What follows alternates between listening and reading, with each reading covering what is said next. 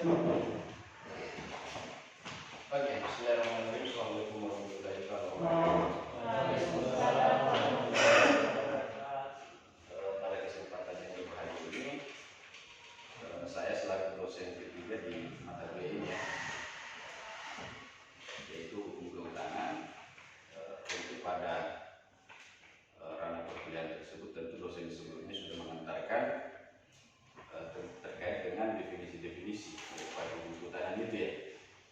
Bagaimana? Sebelumnya belajar apa tentang mata kuliah ini?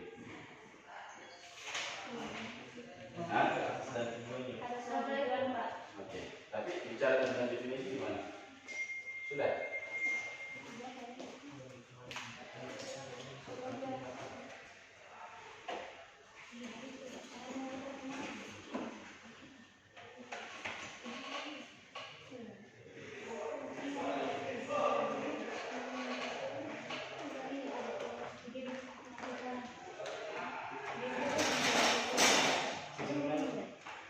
Oke, perhatian ya. Pada pertemuan kali ini kita akan bicara pada hakikat hukum kehutanan itu sendiri. Sebab mengapa sebagai mahasiswa hukum kiranya tentu hal yang sangat penting untuk kemudian memahami sesuatu hal apapun yang berkaitan dengan hukum itu sendiri. Sebab mengapa hukum itu selalu beriringan dengan manusia. Makanya beberapa pakar atau ahli mengatakan bahwa di mana ada masyarakat maka di situ ada hukum yang tumbuh kembang berdasarkan dengan perkembangan sosial kemasyarakatan. Jadi yang kedua perlu teman-teman pahami bahwa hukum itu dia statis, tidak stagnan. Sebab mengapa? Dia akan selalu seperti yang tadi sampaikan tumbuh kembang berdasarkan dengan kondisi sosial hari ini. Tentu akan ada pemikir-pemikir baru yang kemudian mencetuskan atau mendapati persoalan-persoalan yang kemudian dia diungkap dalam bentuk grand teori.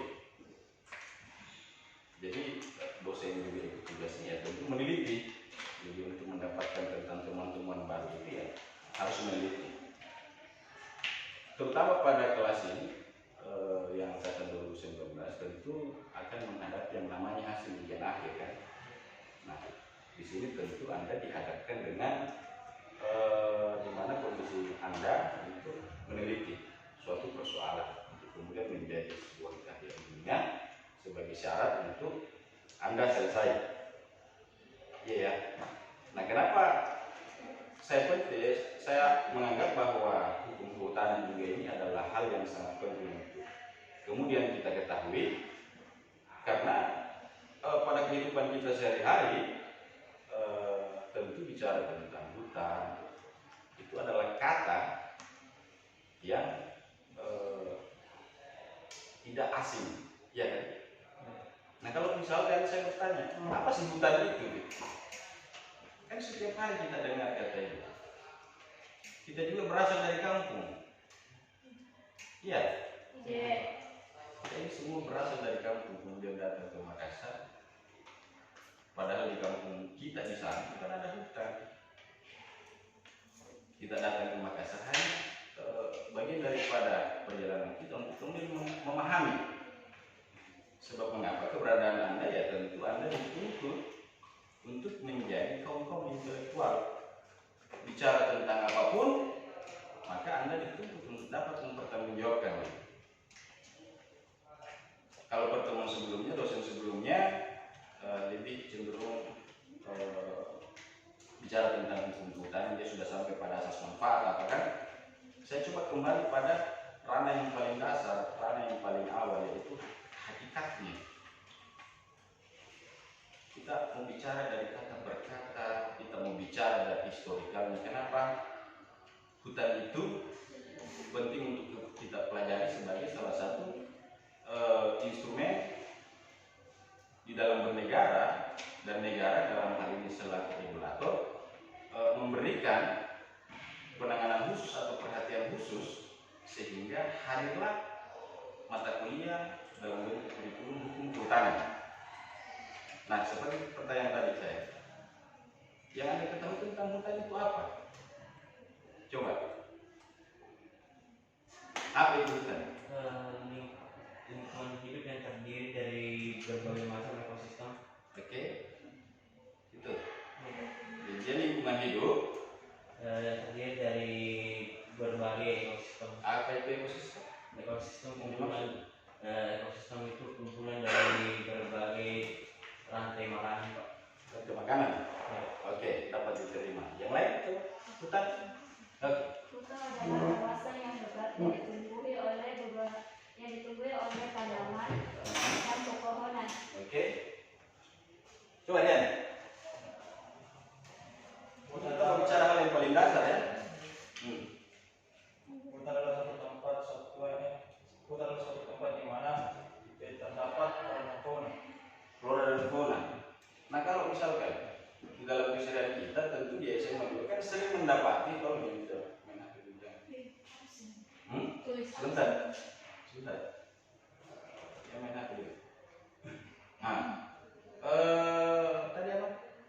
Nah, di SMA ini kan kita sering mendapati kata atau di film-film misalkan tentang hutan rimba apa gitu.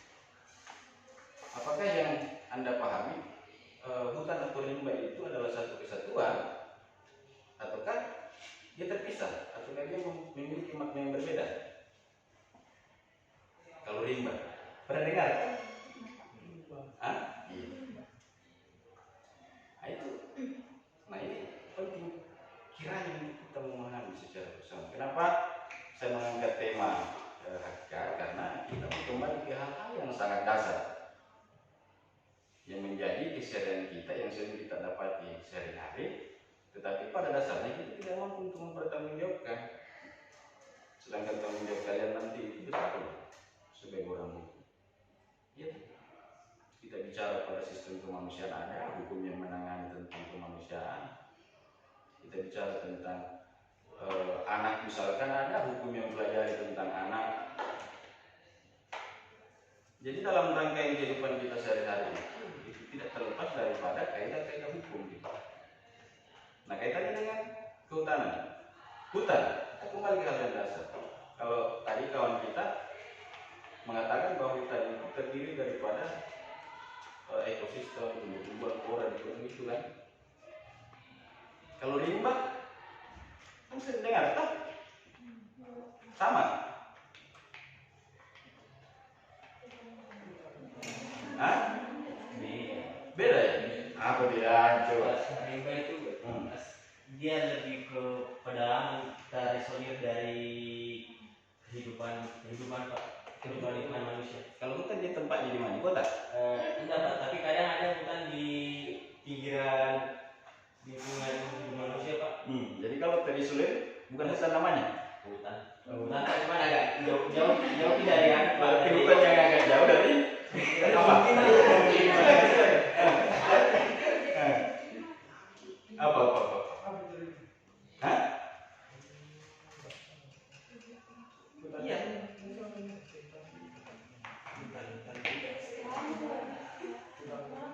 Saya kenapa selalu memaksakan hal-hal yang dasar seperti ini karena pada akhirnya Anda akan menjadi produk Universitas Indonesia Timur. Jangan sampai hanya salah satu di antara kalian yang tidak bisa mempertanggungjawabkan hal-hal yang sederhana, maka satu alma mater ini kena. Ya kan? Dasarnya anak itu misalnya. Biar begitu dia tidak tahu. Makanya saya lebih senang bicara tentang hal-hal yang sangat mendasar. Kalau mau bicara tentang hal-hal yang sudah sifatnya agak naik level ya silakan lanjut S2 pilih di kampus mana. Tapi kan tentu yang akan ternilai adalah alumni UIT. Hari ini saya bangga menjadi alumni ini. Iya. Karena saya diberi kesempatan untuk kemudian melanjutkan program studi S3 di Universitas Hasanuddin. Anda tidak ada UIT, mana bisa saya lanjut S3 di sana kan? Iya. Ya, Pak. Ya. Jadi hutan, rimba, kehutanan tentu berbeda lagi karena di situ ada awalan ada kata imbuhan di situ kan, ada akhiran an. Kan kita belajar itu toh, harus belajar itu karena di SMA itu kita diajari hal-hal yang sangat mendasar supaya kita dapat membedakan antara kata yang kata dasarnya ketika misalkan ada imbuhannya, tentu pada sisi keterangannya akan menghasilkan definisi arti yang berbeda, ya. Begitu. Nah, bicara tentang hutan ini pasti di dalamnya ada namanya pohon. Toh? Pohon ditumbuhi oleh tumbuh-tumbuhan, pohon-pohon staf di situ. Kalau bicara rimba ada besar. Jadi kalau dia rimba berarti dia bagian daripada hutan yang ditumbuhi oleh pohon besar. Iya. Bisa juga diartikan sebagai yang terisolir jauh dari pemukiman, sangat jauh daripada pemukiman. Makanya guru geografi tak dulu kayaknya ya, waktu SMA, hutan rimba artinya itu satu kesatuan yang tidak bisa dipisahkan. Kalau bicara hutan ya berarti bicara pohon yang tumbuh di dalamnya. Bicara rimba, pohon-pohon besar yang mungkin bersepuluh kita ini ada mungkin ya sangat besar. Beda lagi kita bicara tentang kehutanan, karena kita sudah memahami hal yang sangat mendasar, mulai dari definisi kata per kata dasarnya hutan, tentu pasti akan memiliki bayangan apa sih yang dimaksud dengan kehutanan. Ternyata kehutanan dalam kaitannya dengan produk hukum hari ini, kita bicara pada keterlibatan negara di dalamnya. Kalau kita sudah bicara tentang kehutanan, maka tentu secara definisi ada kaidah-kaidah yang diatur oleh negara berdasarkan dengan pemanfaatan lingkungan hidup di dalamnya dan memiliki hubungan antara individu atau orang.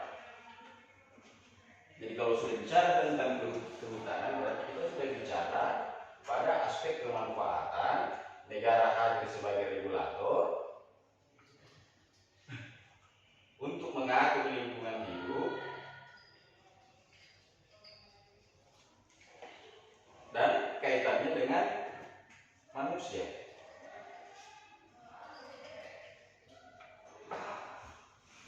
Itu bicara tentang hutan, bukan kehutanan. Jadi dia sudah menjadi kaidah-kaidah yang diatur oleh negara untuk menghubungkan semua. Nah, karena Anda sudah semester berapa ini? 6. Oke, sudah semester 6. Kenapa ada beberapa ahli yang mengatakan begini, bahwa manusia di dalam proses penciptaan alam semesta itu dia disebut adalah miniatur daripada alam semesta ini.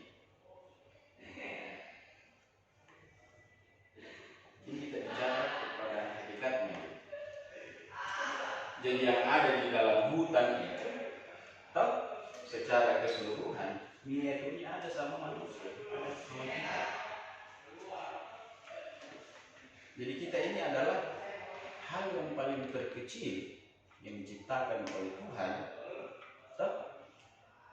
yang dimana gambaran makrokosmosnya itu adalah alam semesta. Makanya ada yang disebut dengan makrokosmos dengan mikrokosmos. Kenapa perlu saya sampaikan ini? Supaya di dalam memahami hukum tentu kita harus memahami mazhab-mazhab yang ada. Iya. Bicara tentang hutan ini pasti kita bicara tentang alam semesta kan?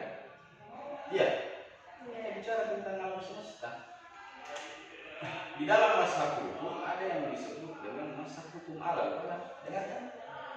Sudah pernah belajar filsafat hukum? Hah? Mazhab hukum alam sudah pernah dapat sebelumnya? Hah? Nah, mazhab hukum ini harus memahami mazhab-mazhab yang ada. Ada namanya mazhab sejarah, ada namanya mazhab positivisme, ada yang namanya mazhab sosiologikal jurisprudence, ada yang namanya mazhab utilitarianisme. Dan tentu kita sebagai negara yang berkembang tentu memiliki sistem pendekatan daripada mazhab-mazhab itu. Kalau di Indonesia kita ini menganut tentang sistem hukum positivisme. Pernah dengar? Yang dimana hukum positif itu ialah ketika sudah secara asasnya ketika sudah diundangkan asas daripada hukum positif, dia ketika sudah mengundangkan sesuatu aturan, maka seluruh warga negara itu dianggap mengetahui. Iya, itu yang ada di negara kita. Kecenderungan daripada masa positif itu ialah negara sebagai alat atau yang memiliki kekuasaan untuk menentukan apa yang akan dia jalankan untuk kepentingan warganya. Kenapa saya melebar ke sana? Ya, supaya teman-teman memiliki motivasi untuk belajar itu. Sebab mengapa? Tentu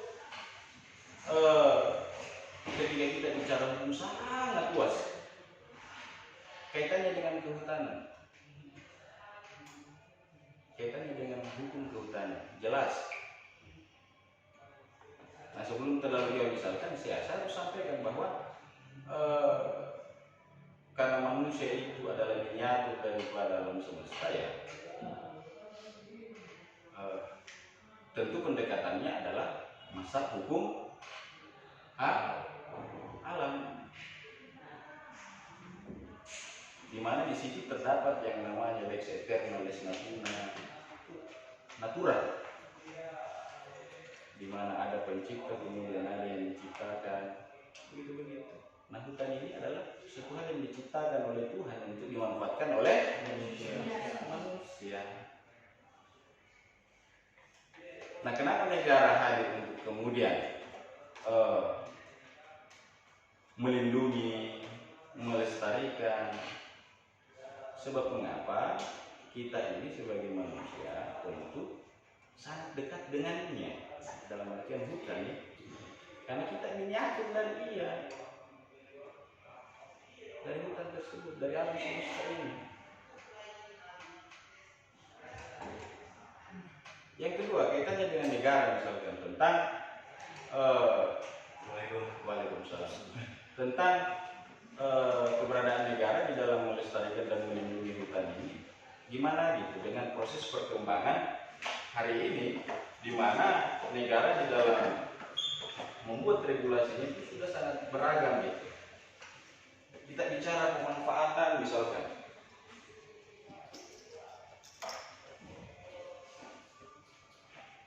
ini kita bicara tentang pemanfaatan. Kemudian kita bicara tentang pelestarian.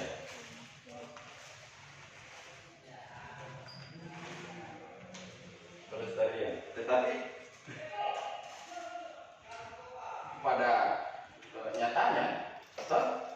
nyatanya pemerintah memberikan kemudahan bagi manusia lainnya dalam bentuk badan hukum untuk kemudian memanfaatkan hutan, misalkan dalam bentuk menambang, ya kan?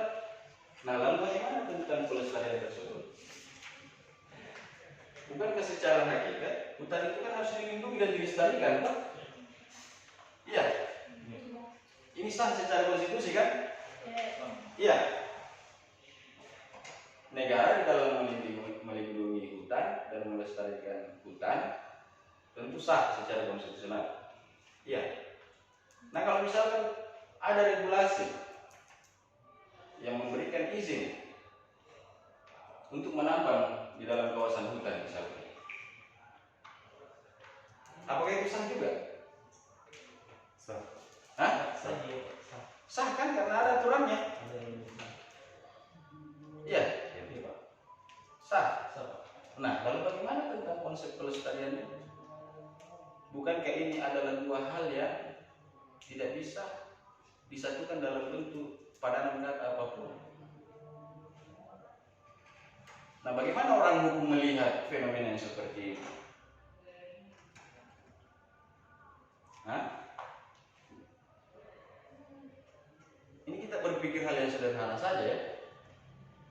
Kita sebagai manusia dibuatkan regulasi oleh negara untuk melindungi dan menjaga kelestarian hutan. Tetapi di sisi lain juga negara memberikan hak kepada siapapun untuk mengolah dan memanfaatkan hutan. Itu saling membantahkan atau bisa saling beriringan? Hah? Nah, saling membantu, kita sepakat dulu. Yang saya bisa dianggap ini provokatif misalkan. Iya. Hal yang saling membantahkan atau dia hal yang saling beriringan? Jadi sebenarnya Hah? Coba bagaimana bentuk beriringannya ini, Pak? yang pertama, kalau dilihat dari kemajuan perkembangan manusia yang semakin banyak dan semakin tinggi kebutuhannya, terlebih kalau dilihat misalkan bahwa hutan itu lingkungannya luas, maka diberikan kesempatan bagi sebuah lembaga untuk melakukan ekspansi, misal pencarian energi baru kayak minyak itu diperbolehkan asal mematuhi beberapa hal. Yang pertama, lihat wilayahnya bagaimana, pokoknya apa sudah layak untuk ditebang dulu, atau kedua, ketika memang sudah energinya sudah yang di situ, penimbunan dan penanaman kembali, Pak. Nah, bagaimana tentang konsep pelestarian dan pelestariannya kan, perlindungannya kan yang kayak misal yang pohon-pohon yang sudah hilang tadi, yang sudah sesuai dengan misal aturan diameternya, umurnya sudah tua, bisa digantikan dengan bibit baru, Pak. Oke. Dengan spesies yang sama. Jadi yang Anda mau katakan adalah ketika misalkan hutan di dalam pemanfaatannya, maka pasca setelah itu itu disebut dengan, ada yang namanya disebut dengan penghijauan kembali begitu ya. Apakah itu melestarikan itu? Bukankah melestarikan itu secara definisi adalah sesuatu yang ada kemudian dijaga, dilindungi. Tapi dilihat dari perkembangan manusia itu tidak, kalau itu dilindungi, sedangkan manusia semakin banyak, akan menimbulkan sebuah fenomena sosial. Misal langkahnya energi, padahal di wilayah ini banyak sumber energi yang baru, tapi tidak diekspansi di situ, Pak. Sehingga terjadi fenomena sosial ya, misal krisis begitu bisa menjadi sebuah ancaman, Pak. Daripada hal itu terjadi, mending diekspansi, Pak. Nah, contoh misalkan begini. Tentu kalau bicara tentang hutan, maka pasti kita bicara tentang asas manfaat beserta dengan fungsi-fungsinya kan. Bukankah di dalamnya ada ekosistem yang hidup? Iya tak? Sepakat. Nah, hutan ini secara teori geografis misalkan, dia dianggap adalah bagian daripada penada hujan. Iya tak? Apa? Penyalur oksigen. Penyalur oksigen. Kenapa misalkan di luar negeri saat ini itu sudah dilarang tentang penggunaan rumah kaca, karena hutan ini sudah banyak dimanfaatkan untuk kawasan-kawasan pemukiman atau industri kan. Nah, mereka hari ini di luar negeri itu sudah menyadari bahwa apa yang ia lakukan hari ini, kemarin-kemarin itu dampaknya hadir sangat luar biasa dampaknya. Banjir di mana-mana, hujan setengah jam saja sudah banjir kan. Panas berlebihan. Kita saja baru berapa jam di dalam tidak tahan kalau tidak ada AC. Iya. Ada penghijauan misalkan tetap dilestarikan itu, ada misalkan penghijauan tetap dilestarikan, dilindungi dan dijaga, maka mungkin kita tidak akan sepanas ini. Iya. Tentu pada sisi pemanfaatan untuk kepentingan negara di dalam mengolah kawasan-kawasan yang dilindungi, tentu itu sah secara konstitusional. Tetapi kalau kita bicara tentang apa? Hakikatnya kita akan pernah ketemu dilindungi kok dirusak. Menambang itu merusak loh. Siapa yang coba membenarkan di sini bahwa menambang itu tidak merusak?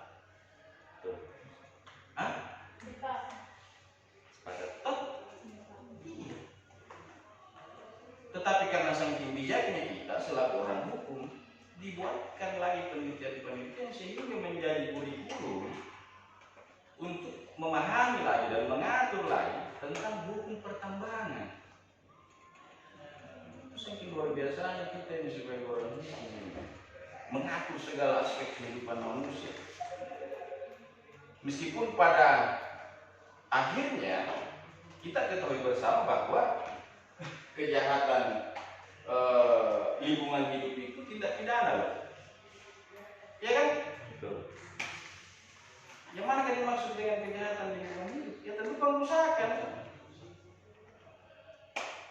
Ini kita bermain di ranah hal yang paling dasar. Oke, dengan berkembangnya manusia, maka hutan itu digeser, kemudian dijadikan sebagai kawasan pemukiman. Akhirnya dampaknya hari ini 20 menit, 30 menit saja hujan di Makassar. Petranya sudah sampai mana itu? Hah? Sampai mau motor Pak. Kenapa? Sampai mau motor. Saya belum pernah mendorong motor ke saya banyak. Hah? Siapa? Iya kan dibonceng jadi kita ini dia lain. Itu karena apa? Itu efek. Iya. Makanya sebagai mahasiswa hukum pada tingkat akhir penting untuk memahami ini. Karena di regulasi yang lain bicara hal yang lain, mengutamakan pelestarian misalkan, di regulasi yang lain bicara tentang pemanfaatan atas nama ini pemanfaatan. Iya, tetapi dia dibingkai dengan kosakata yang indah, pelestari penghijauan kembali. Apa istilahnya? Hah? Ya, itulah. Kita sepakati saja dulu. Nanti kita sama-sama cari di internet. Karena ada pakarnya yang mengetahui itu kan, orang kehutanan kan. Ya tak? Dan orang lingkungan hidup. Kita ini orang hukum, kita bicara pada aspek asas-asas kaidah-kaidahnya saja beserta dengan norma-normanya. Jadi itu batasan kita orang hukum untuk bicara tentang kehutanan. Nah, itu pada pendekatan segi hakikatnya. Nah, selanjutnya misalkan berbagai pakar di Indonesia tentu saling berselisih pandang tentang hukum kehutanan tersebut.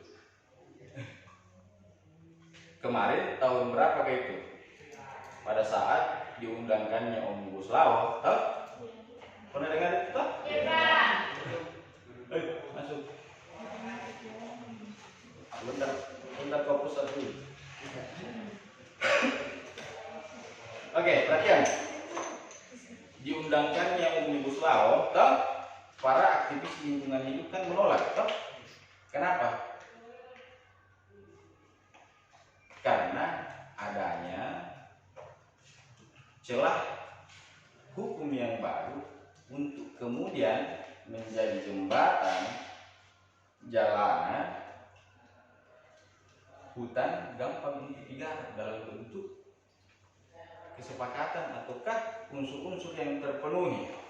Kenapa seperti itu? Kenapa Omnibus Law ini dianggap sebagai pintu masuk celah hukum untuk kemudian hutan tak ini akan seenaknya dimanfaatkan oleh kaum-kaum yang memiliki kepentingan untuk menggarap kita punya kekayaan alam.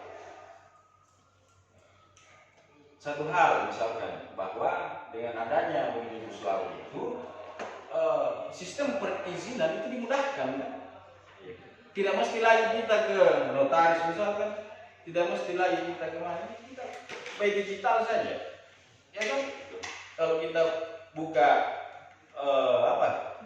Ditjen AHU websitenya, maka kita sudah dibolehkan untuk mengakses itu. Pembuatan PT saja dimudahkan sekarang. Kenapa? Pembuatan PT Persero Itu salah satunya. Kenapa mahasiswa juga beramai-ramai, entah kalian ini juga terlibat di dalamnya atau tidak? Tapi saya harapnya kalian terlibat kemarin. Karena kalau kalian tidak terlibat, ya berarti Anda tidak sadar sebagai fungsi Anda sebagai mahasiswa hukum. Siapa yang terlibat demonstrasi penolakan Omnibus Law ini? 2011. Ya. Berapa? 20 itu. Terlibat juga? Serius. Iya ya. Kalau ngaca keluar. Yang terlalu jauh. Yang sama kan dosen yang lain ya. Nanti kita bisa bercanda setelah ini. Apa namanya? Lain kali jam begitu. Ya kan? Jadi Omnibus Law itu adalah celah besar untuk mengolah tatanan sumber daya alam kita. Kenapa? Dengan dalil bahwa dimudahkannya segala bentuk izin.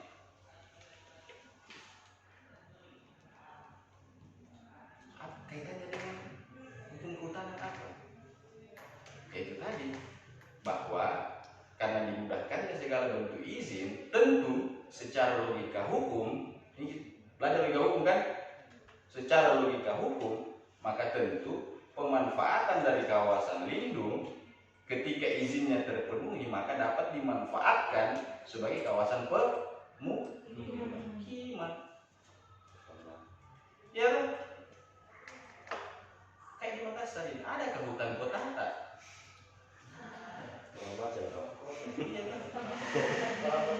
Pertanyaannya misalkan, apakah mahasiswa hukum hari ini mengetahui berapa perusahaan developer yang ada di Makassar? Wow.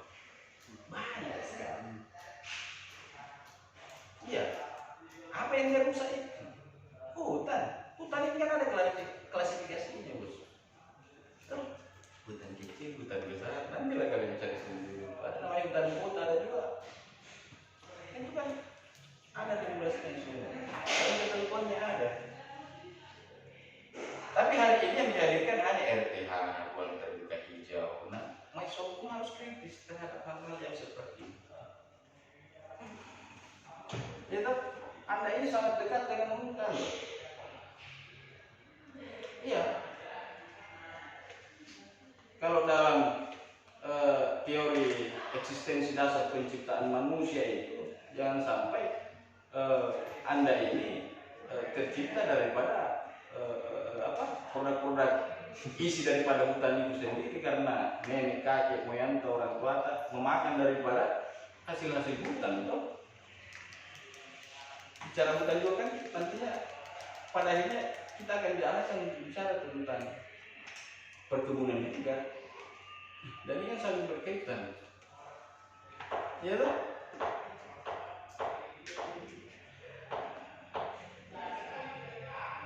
Di Sulawesi Selatan misalkan ada berapa hutan sekarang. Tetapi tentu sebagai warga negara yang baik, kita patut memberikan apresiasi kepada negara tentang itikat baiknya di dalam konsep dasar perlindungan yang ia lakukan terhadap hutan. Tetapi sebagai intelektual, mahasiswa hukum yang menuntut ilmu pada ilmu hukum, maka tentu juga harus banyak-banyak memberikan kecurigaan kepada negara. Iya, negara juga ini harus dicurigai supaya nalar kritis Anda itu hadir kan? Iya. Apakah susahnya di dalam 24 jam ini luangkan waktu 1 jam untuk belajar tentang ilmu hukum? Jangan juga hanya karena persoalan kasmaran 24 jam saya. Iya, kan itu kan fenomena. Iya, setiap saat ngapain? Sudahlah. Apa ilmu ini statis? Dia berkembang berdasarkan dengan kebutuhan manusia. Dengan yang kita diskusikan tadi ya, bahwa di mana ketemunya antara perlindungan dan pelestarian? Ya, dan namanya menambang pasti merusak. Tetapi karena ilmu pengetahuan itu tidak statis, maka tentu dicarikan jalan yang bisa menghubung-hubungkan. Iya kan? Dapat dipahami sampai di sini. Ini pertemuan berapa? 7. Berapa kali saya?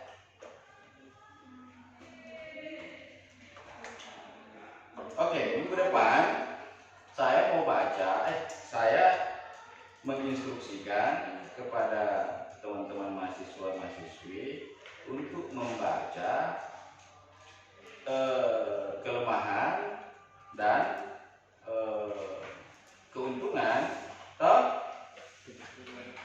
tentang hadirnya Omnibus Law misalkan, dan sebelum Omnibus Law berkaitan dengan hukum kehutanan. Kita diskusi ya, oke? Boleh? Harus boleh lah. Kita harus diskusi bos. Iya? Kita harus banyak diskusi, tidak boleh tidak. Sudah ya? Pak. Harus banyak diskusi. Kalian pada akhirnya akan saya tanda tangan itu sertifikat alumninya.